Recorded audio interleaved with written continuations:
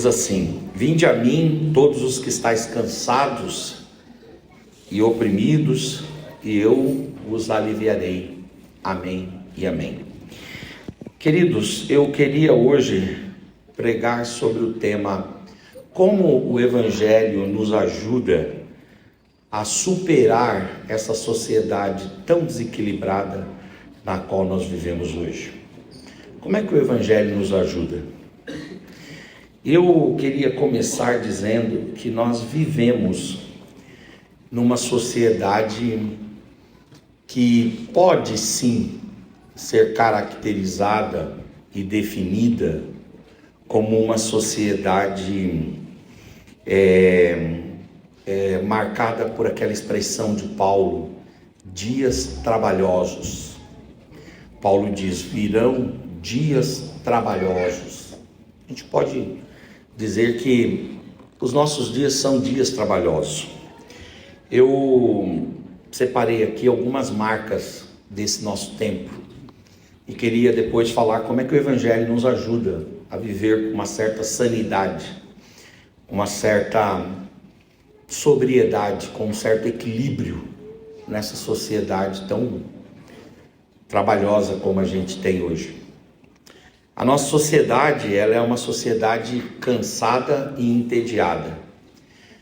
Eu, quando estava formulando essa mensagem, eu peguei alguns livros que eu tenho lido mais no ano passado e nesse ano.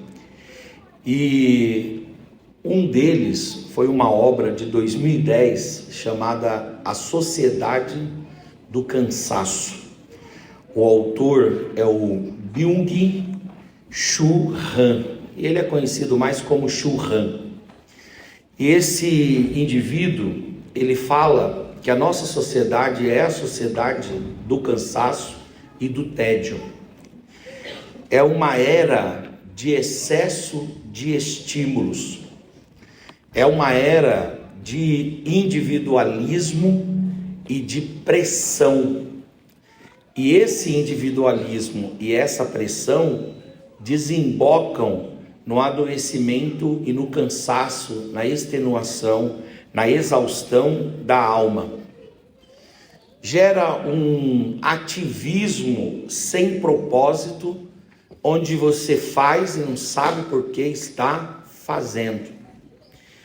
E você só percebe o que fez depois de ter feito. E só avalia a profundidade a posteriori, quer dizer, você só consegue aquilatar a profundidade daquilo depois. E por que isso? Porque a nossa sociedade é uma sociedade hiperestimulada. Eu estava lendo que se a gente fosse consumir todo o conteúdo de um dia das redes sociais, lendo e assistindo e ouvindo tudo que tem no mundo, nós demoraríamos 5 anos para consumir o equivalente a um dia. Nós temos uma sociedade que ela está cansada. E você olha para as pessoas, você vê no rosto delas a exaustão. E uma coisa é a exaustão, a extenuação, o exaurimento se apresentar na sexta-feira, 18 horas. Outra coisa é começar a semana cansado. É olhar para um cidadão, uma pessoa na segunda-feira e ver nele a superação. Ele está superado na segunda-feira, 7 horas da manhã. Ele está vencido. E por que isso? Por conta dos muitos afazeres, por conta dos muitos estímulos, por conta dos muitos compromissos, por conta das muitas responsabilidades. O meu pai, ele faleceu em abril de 2022, e ele falava uma coisa muito interessante. Meu pai era um homem simples, mas ele lia muito jornal, todo dia ele lia o jornal, e ele não era aquele camarada de ler só a capa do jornal, porque perto das bancas de jornais, não hoje mais, mas antigamente era muito comum você ver 500 homens ali na frente da banca. Aí eles sabiam as primeiras notícias, mas se você chegasse lá no departamento que você trabalhava com ele e fosse perguntar de forma pormenorizada sobre as notícias, ele não sabia. Meu pai não, meu pai ele lia os editoriais. Ele gostava de ler os editoriais. Ele sempre falava para mim, falava assim, eu converso com o jornalista. Eu dizia, pai, como que o senhor conversa com o jornalista? Ele dizia, quando eu leio os editoriais. Porque o que é o editorial? O indivíduo pega a notícia toda e pega um fio da notícia, só uma parte dela, só um parágrafo dela e trabalha só esse parágrafo. Só esse ponto de vista, aí você pode aprofundar mais. Então meu pai falava muito isso para mim. Ele falava assim, para quem podia ouvir. Eu ouvi muita coisa do meu pai. E ele dizia assim, nós estamos lidando, Henrique, com uma sociedade com muitos itens. Ele falava, são muitos itens. O que é, pai, isso? Muitos itens. Aí ele diz, o indivíduo antigamente ele ia de casa para o trabalho, do trabalho para a igreja e estava tudo bem. Hoje não é mais assim. Hoje é o trabalho, hoje é a igreja, é a faculdade, é o curso técnico, é aquele curso que você assiste lá na internet, é a responsabilidade do filho, é a escola. E quando você vê, termina o domingo, o indivíduo está bem, nada, ele está cansado. Ele começa a semana extenuado.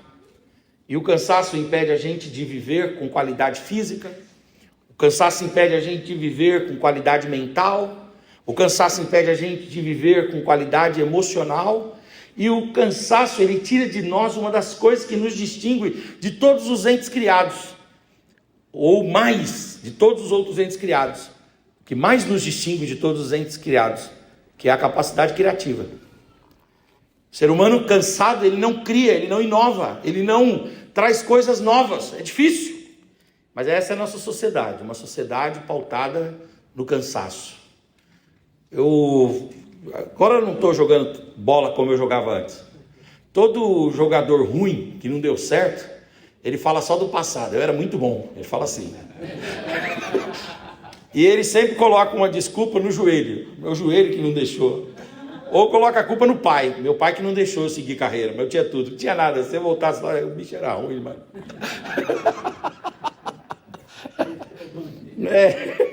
Não era um centroavante, era um extrovante. É isso, né? Marcava o melhor jogador do time, o Alan. O Alambrado, lá do outro lado do Alambrado. Se você puder marcar o Alan, qual Alan? Lá do outro lado do Alambrado. Mas eu me admiro.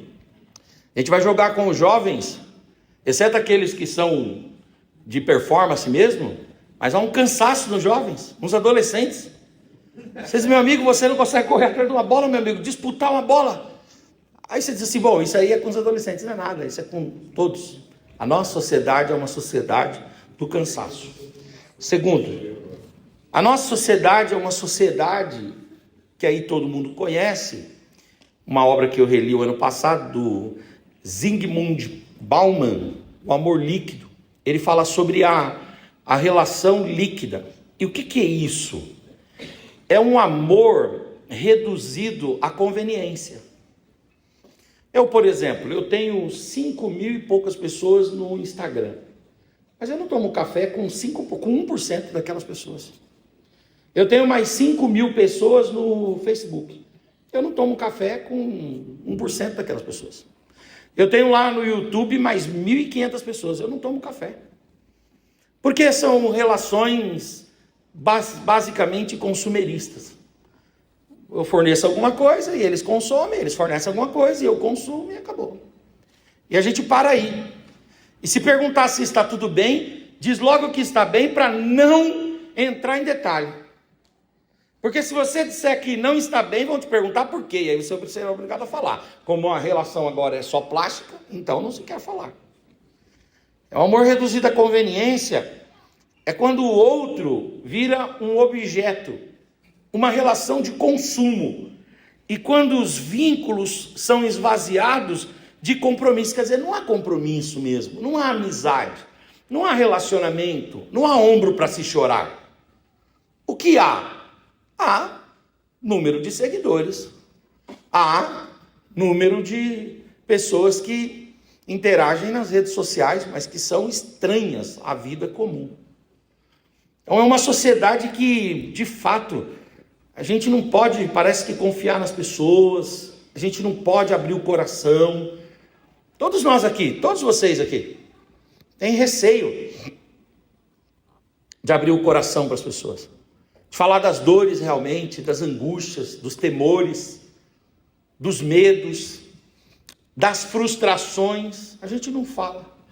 E por que não fala? Se eu tenho tanta gente aparentemente a meu dispor, porque a ninguém, com ninguém, em relação a ninguém, eu tenho tanta confiança assim.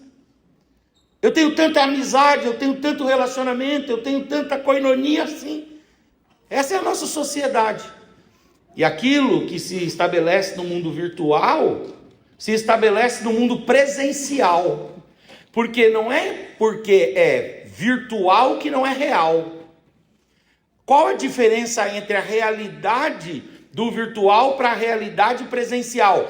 É puramente, diz respeito apenas à nomenclatura. Aquilo que é a verdade e a realidade virtual também se traduz, na verdade, na realidade presencial. E na realidade presencial, a gente desenvolve relações muito ínfimas. Relações por interesse, relações convenientes, enquanto o outro está te dando lucro, relações enquanto o outro não te incomoda, enquanto o outro não te ofende, enquanto você respeita o espaço do outro, e de forma alguma você invade, de jeito nenhum, porque se invadir, se disser o que não deve, se alterar a voz, se deslizar de alguma forma, o termo hoje é cancelado. Será cancelado. Você quer arrumar inimizade? Emita a opinião quando te perguntarem. Diga o que você pensa. Diga como você vê. Exponha a sua opinião e você vai ver que aqueles que antes te aparentemente apoiavam, vêm contra você. É uma sociedade de gente para dentro, de gente autocentrada. Por quê? Porque os vínculos estão esvaziados de compromissos. E aquilo que está lá no mundo virtual se traduz no mundo presencial. Os vizinhos, por exemplo, é bom dia, é boa tarde e é boa noite. Aquela história que diziam, faltou açúcar na sua casa, pede uma xícara de açúcar por vizinho. Vai pedir uma xícara de açúcar por vizinho para você ver. Seu vizinho vai olhar para sua cara. Se for num condomínio, ele vai espalhar para todo o condomínio. Fulano está quebrado. Por quê? Está saindo aí pedindo açúcar na porta da casa dos outros. É um milagre ele está pagando o condomínio ainda. Daqui a pouco. Os filhos dele estão circulando na piscina. Não deixa circular não. É essa sociedade que a gente vive. Outra coisa. Terceiro.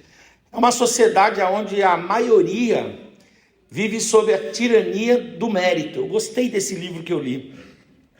Chama-se A Tirania do Mérito, uma obra de Michael Sandel. Muito legal esse livro. Por um lado, ele é interessante porque ele mostra como está, mas ele também mostra os efeitos disso. Ou seja, você só tem valor na medida que você produz. E mais, você tem valor enquanto produz. Então o valor humano medido a partir do produzir e do tempo de produção. Porque o dia que produzir menos, vale menos. E o dia que estagnar a produção, vale nada. Porque, Josué, a nossa sociedade é uma sociedade que nos valoriza enquanto a gente dá alguma coisa para ela. E pior é que isso se estabelece também dentro da igreja. E se estabelece dentro das famílias, e nas relações conjugais, e nas relações parentais. É assim. O indivíduo vale não pelo seu histórico. O indivíduo vale não pelas suas produções e pela sua herança, mas ele vale pelo fazer. É por isso que é bonito fazer. Não é um fazer pela coisa em si, pelo propósito que está por trás, pelo que se desdobra a partir dali, o que se gera de frutos a partir daquilo. Não, é fazer para ser aceito, é fazer para ser acolhido, é fazer para ser respeitado. Desemboca no ativismo, essa tirania do mérito. Eu acho interessante os coaches, eles falam assim: acorda 5 horas. Os grandes líderes têm que acordar 5 horas. Aí depois diz: não, acorda 4:30. Aí o outro está acordando, acorda 3:30. Aí eu digo: peraí, você acordou 3:30 e você vai fazer o quê? Ficar acordado. Se o seu comércio só pode abrir tal hora, vai fazer o quê? Eu vou para academia, então eu tenho que tomar café na padaria, eu tenho que fazer e vai. E no final, quando chega 5 horas da tarde, 6 horas, esse indivíduo está só, como a gente falava antigamente, peço uma exceção aos irmãos, o pó da rabiola.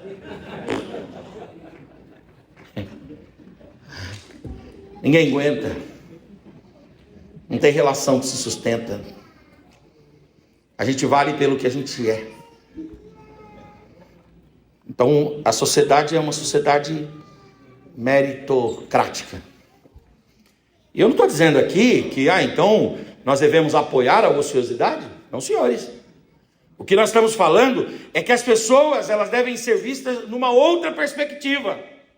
Porque se nós não olharmos para as pessoas numa outra perspectiva, a nossa visão será uma visão míope, uma visão distorcida quanto ao outro. Ainda que seja uma visão adequada ao padrão social, nós estamos também nos tornando patologizados. Por quê? Porque uma sociedade doente produz cidadãos doentes. Será que o evangelho tem uma proposta? Será que a fé cristã? Será que vir para a igreja? Será que ouvir o evangelho? Será que ler a Bíblia? Será que receber o Espírito? Será que o evangelho tem uma proposta outra?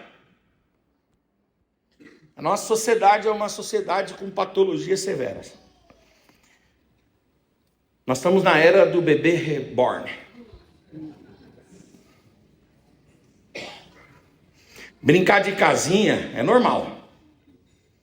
Fazer casa na árvore é normal. Agora, ter a boneca como se filho fosse... Eu me admirei esses dias com um caso que saiu aí nas mídias, de uma pessoa que entrou com uma ação contra a empresa, porque ela tinha uma bebê reborn, aí ela pegou e entrou lá no RH e pediu dispensa e licença maternidade pelo bebê reborn. Aí mostrou a nota de que tinha comprado o bebê reborn como uma certidão de nascimento. O pessoal do RH olhou e disse: bom, isso aqui nós vamos consultar a diretoria. Consultou a diretoria falou: não, isso aí não. Consultou o jurídico, não, isso não. Ah, não vai não? Tá bom então. Entrou na justiça. Chegou lá na Justiça do Trabalho, um pedido com uma liminar para que a empresa liberasse aquela pessoa como mãe de um bebê reborn. E a justiça teve que se pronunciar sobre o caso. Interessante eu ter que ir à justiça, para que a justiça se pronuncie sobre isso. Me parece óbvio, nem em todas as mentes.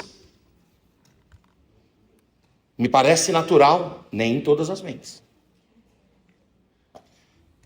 Então eu estava conversando com a Mônica, que ela falou para mim: Henrique, eu vi lá na escola uma situação muito interessante de uns garotos, de uns filhos aí, que mantiveram o pai vivo para receber a pensão por uns dias, né?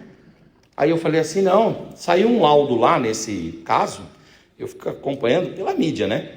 Isso é público. Saiu um laudo lá que diz que parece que o pai tinha morrido há 2 anos. Mas os filhos arrumaram um jeito de conservar o pai dentro de casa, com o corpo em cima da cama. Para quê? Para continuar recebendo.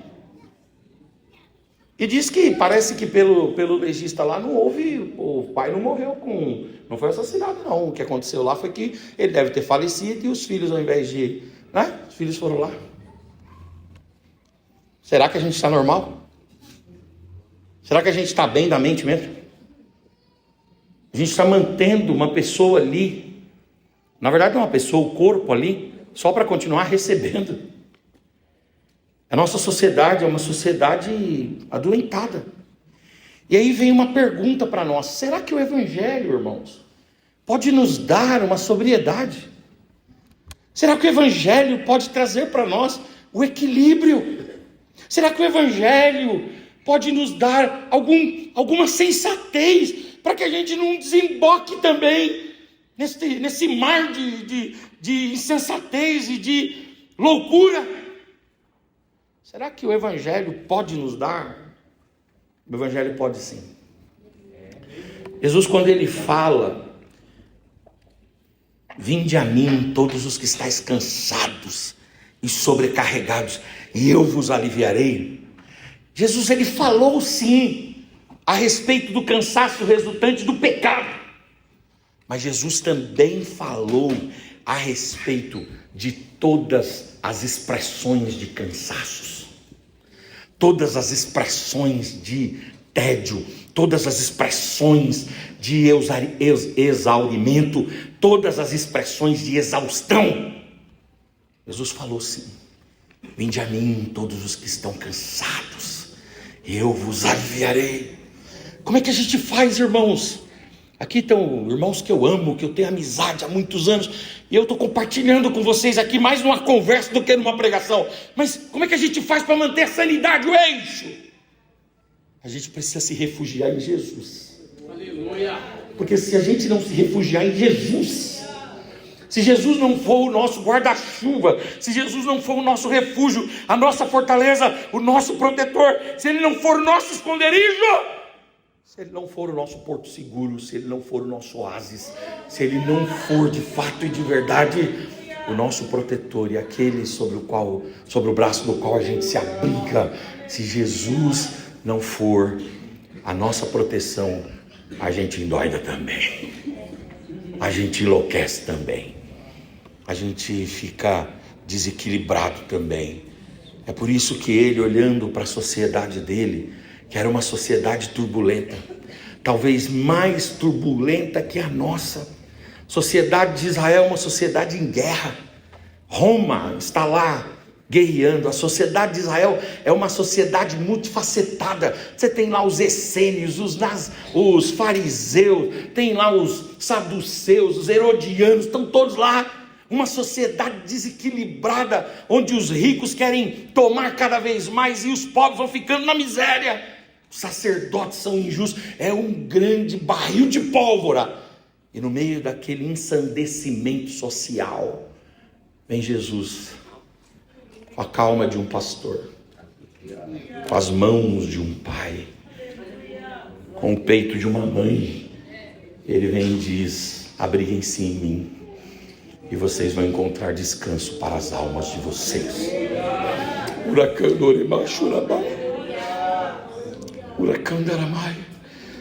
Quando você estiver muito cansado, você disser assim: ai meu Deus, eu estou exausto, eu não aguento mais, Senhor.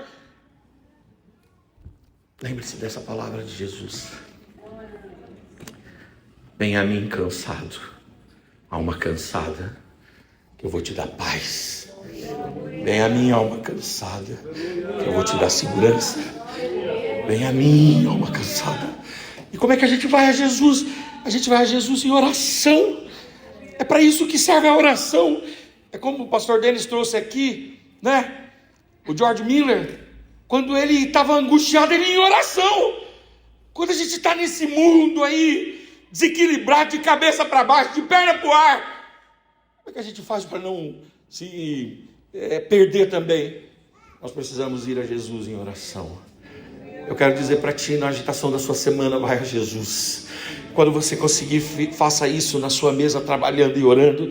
Quando você conseguir, faça isso no seu carro, dirigindo e orando. Quando você conseguir, e às vezes você está lá trabalhando dentro de casa, vai enquanto vai fazendo uma coisa ou outra, vai orando ao Senhor. Porque Jesus vai manifestar a presença dele, a graça dele e a misericórdia dele nas tensões da sua vida. E ele vai derramar um remédio que não tem nenhum laboratório, um remédio que não foi regularizado ainda por nenhum tipo de agência e de laboratório no mundo. É o remédio da graça, é o remédio do amor, é o remédio do acolhimento, é o remédio da presença de Deus, é o antídoto maravilhoso. O antídoto maravilhoso para as nossas vidas. Alma cansada,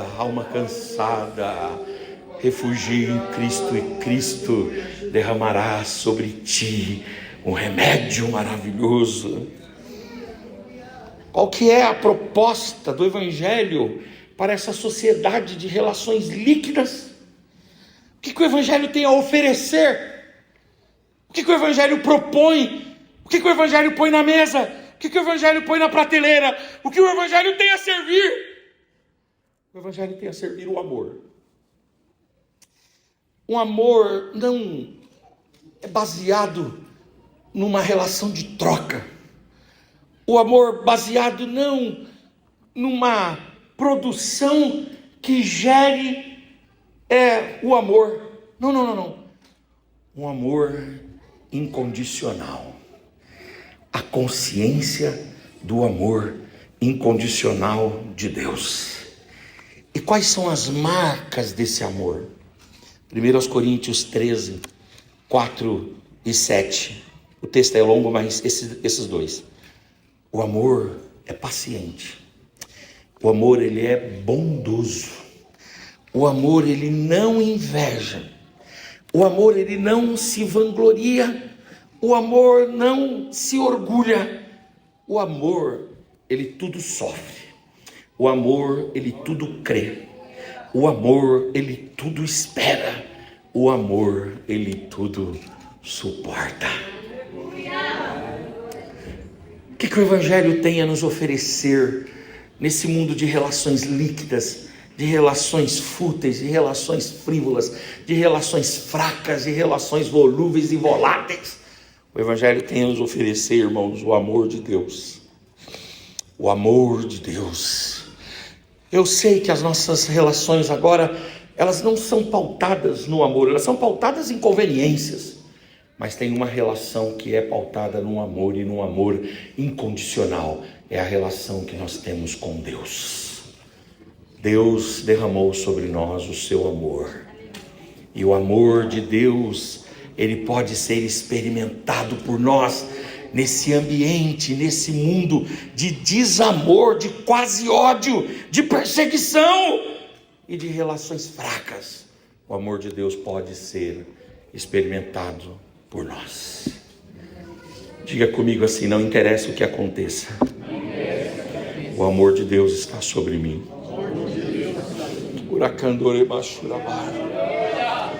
O amor de Deus está sobre nós.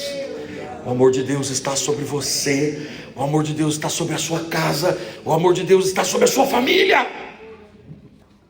João capítulo 13, João vai escrever: Jesus amou os seus discípulos e os amou até o fim. Até a última gota do sangue, até a última hora, até o último crente, até as últimas consequências. O amor de Deus está derramado sobre nós. Oh glória! Você é amado de Deus, não esqueça isso. Você é amado por Deus. Ah, mas eu não desfrutei do amor do meu pai. Mas você pode desfrutar do amor de Deus. Mas eu não desfrutei do amor dos meus irmãos. Mas você pode desfrutar do amor de Deus. Eu não desfruto do amor dos meus colegas de trabalho. Mas você pode desfrutar do amor de Deus. Eu não desfruto do amor dos meus vizinhos. Mas você pode desfrutar do amor de Deus.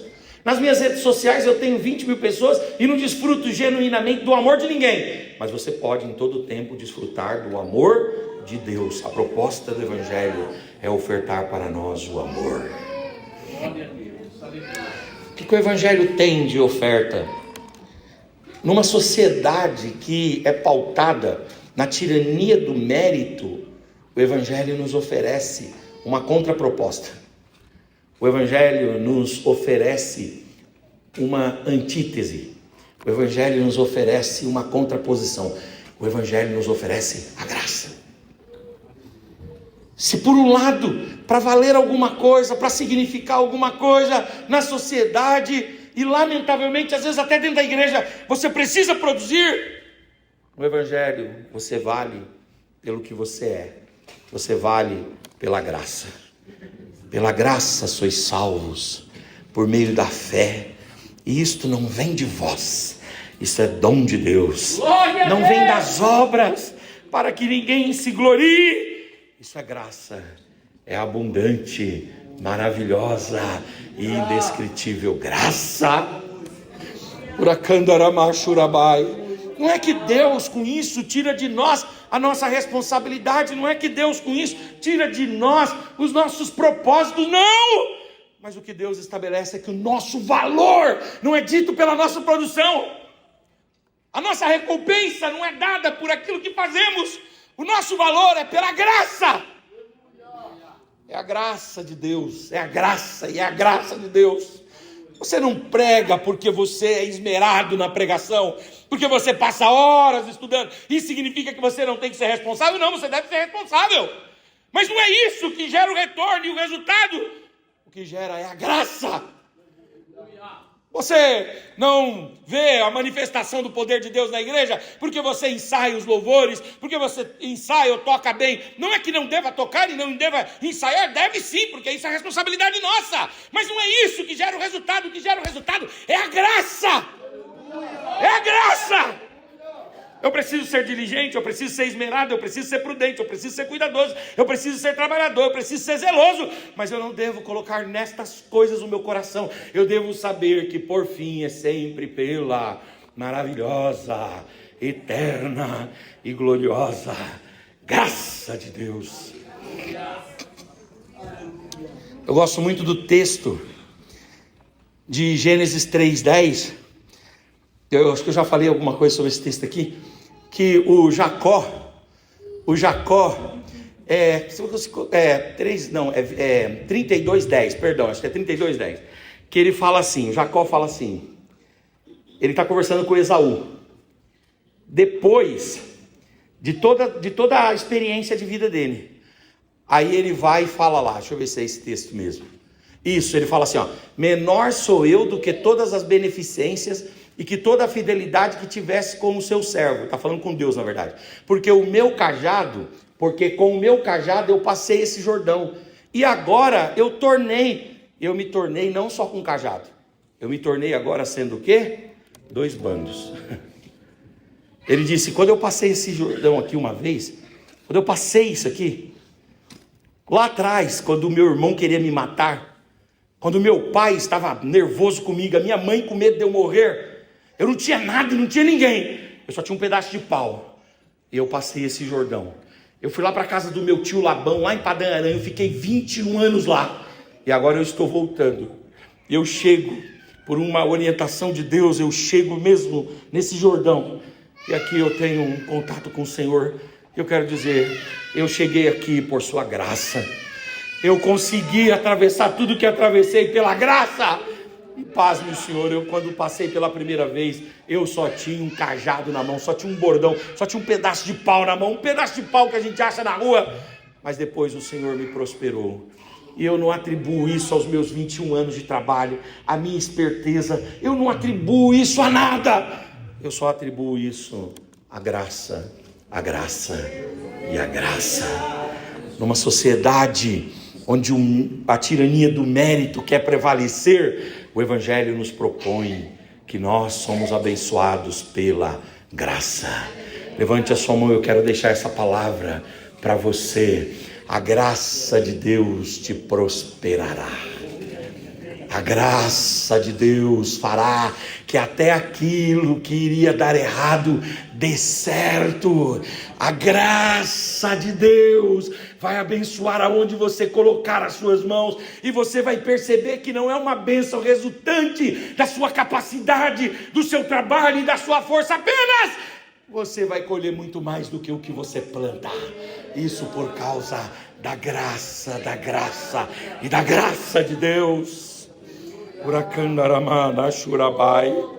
Levante a sua mão por gentileza, levante a tua face e dê uma palavra de adoração ao Senhor por sua graça.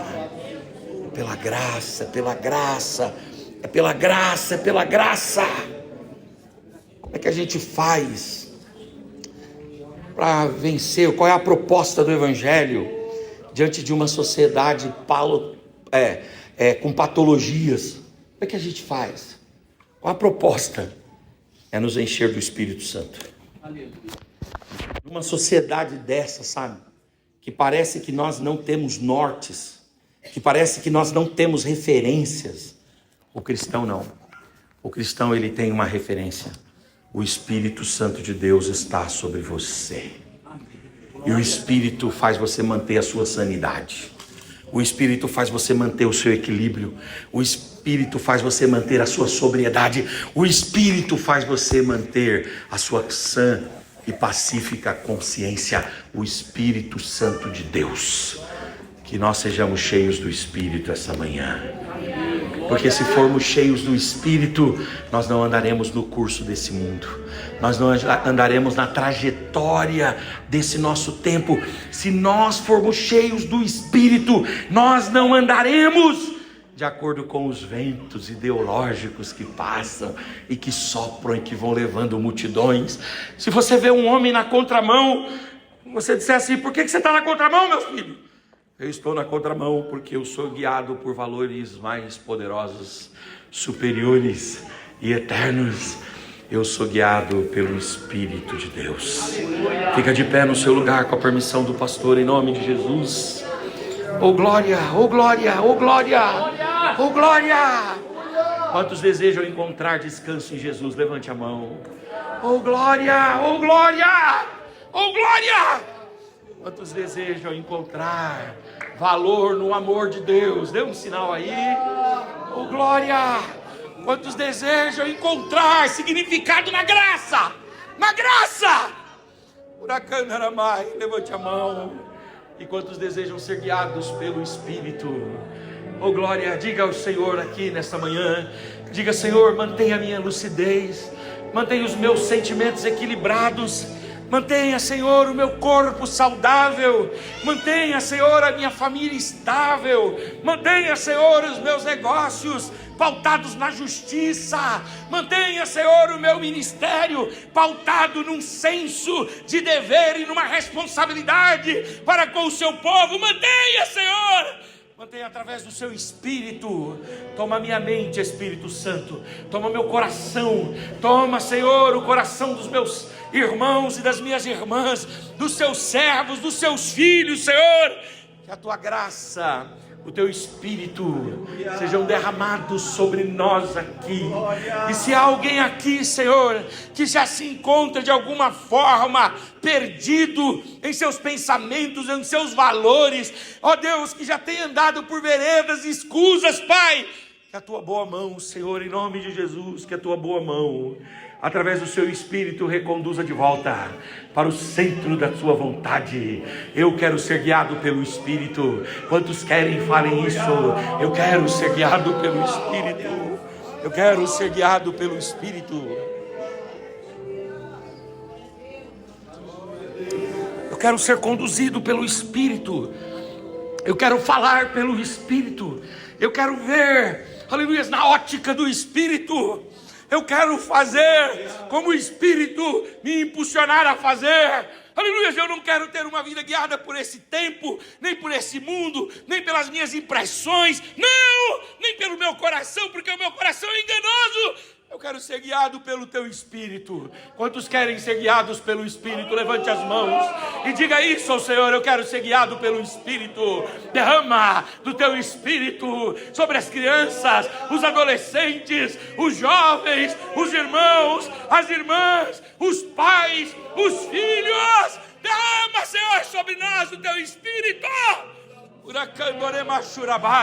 Porque nós queremos ser guiados pelo Espírito, falar pelo Espírito, pensar pelo Espírito. Ah, meu Deus, eu quero, ó Deus, a direção do teu Espírito, o conselho do teu Espírito, a disciplina do teu Espírito, o ânimo do teu Espírito, a vida do teu Espírito. Derrama sobre nós o teu Espírito essa manhã. Traz renovo espiritual, traz alegria na alma, traz paz no coração, traz criatividade à mente, através do seu Espírito. através do seu Espírito, através do seu Espírito. Tem corações abertos aqui, Senhor. Tem almas solícitas e dispostas aqui, Senhor. Ah, meu Deus, repousa agora o teu Espírito. Repousa agora o teu Espírito. Em nome de Jesus. Amém.